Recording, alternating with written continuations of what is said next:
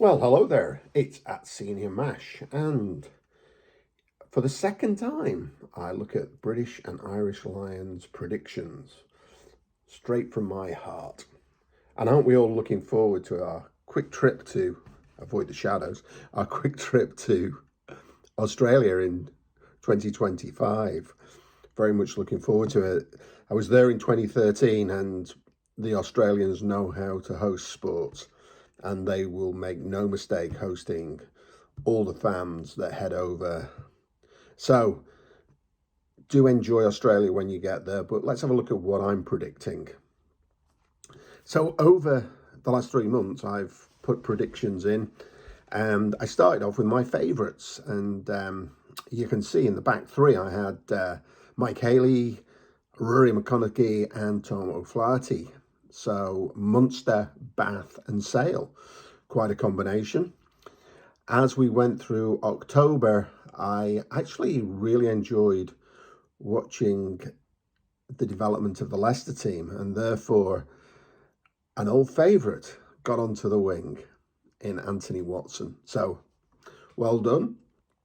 And Scotland was starting to pull up some trees, and there can be no mistaking the impact that Duhan van der Merwe has on a game of rugby. But for November, I've stuck with Mike Haley. I think Mike's doing a fantastic job at Munster in amongst some chaos. I think Mike Prendergast looks to be getting the best out of him, and let's hope that continues and that Andy Farrell looks at Mike in the positive way that I do. And I've got to say, Scotland continue to impress me this month. So well done, Darcy Graham and Duhan van der Merwe, who are my current selections in the back three.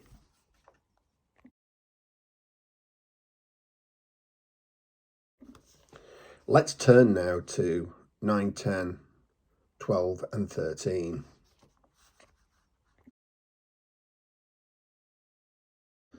Again, back in September, I went with favourites. Tom Whiteley at Leicester, Marcus Smith, Gary Ringrose, Sam James. During October, I got very excited about Alex Lozowski and what he was doing at Saracens and what I would hope that he could have done for the England team. Sadly, Steve Borthwick didn't agree with me, but Steve's his own man. I'll let Steve have his opinions. So, where does this take us for November? Well, November, let's face it, some changes. I've been impressed by the Welsh scrum half, Tomaso Williams, and he's got the nod this month. Marcus Smith continues to impress me, as does Gary Ringrose. It's really about that other centre position. So, as you can see, between September, October and November, I am vacillating. And as an England supporter, how used are we at not making our mind up on the centre pairing? Must be in the blood. But well done, Ollie Lawrence. You've got my vote of confidence. So from, let's call it the backs to the forwards, and Joe Marler announces his retirement. For me, he was an absolute shoo-in for the Lions, but without Joe, I'm going to go with the very impressive Andrew Porter. Johnny Matthews, the try machine, how can I not continue to pick him?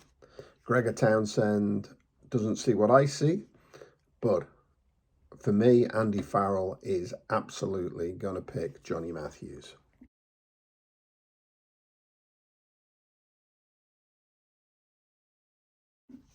And then, of course, it's the ever reliable Tad Furlong, and that to me is a very impressive front row that can do some significant damage in Australia and can actually nullify the way in which the Australian front row attempt to play, or at least how we've seen Joe Schmidt set them up in the Autumn Nations. Let's move on and let's talk about the back row and the second row. Maro Itoje continues to cement his place for me. And more I see Tad Burn as the partner in crime in that second row for the British and Irish Lions. In terms of the back row, incredibly impressed by Ben Curry over the last few weeks.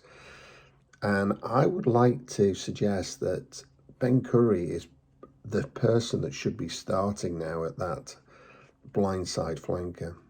I'm going to stick with Sam Underhill. I think Sam Underhill demonstrated his absolute pedigree, and I'm going to stick with Caelan Doris at number 8.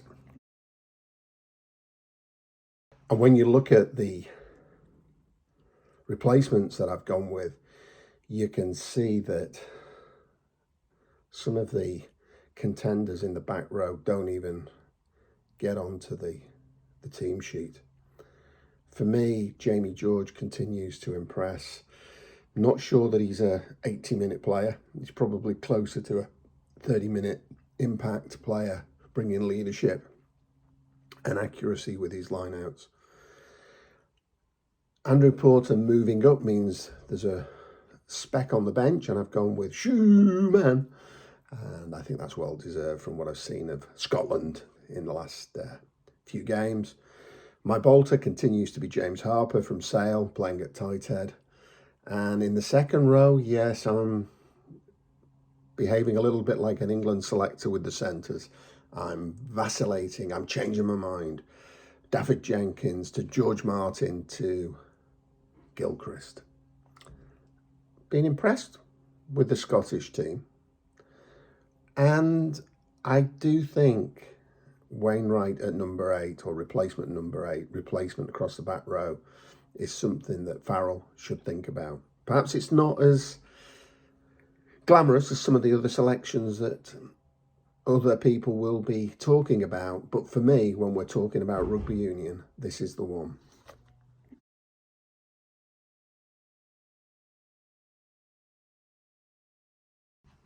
So, who are the replacement backs? Well, again, for me,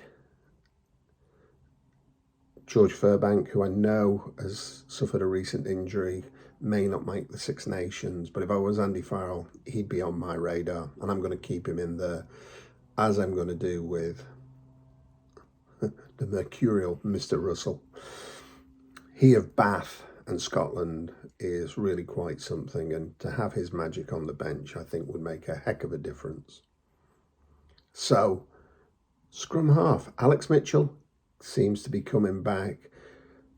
A lot of good feedback about him, but at the moment, James Gibson Park is the man who's holding down the replacement scrum half role.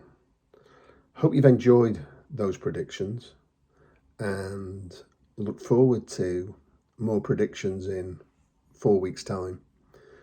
I hope you're enjoying my outlook on British and Irish Lions contenders and some of my photographs from 2013. You take care, enjoy the rugby, get down, watch your local rugby club. You'll enjoy it. For now, goodbye.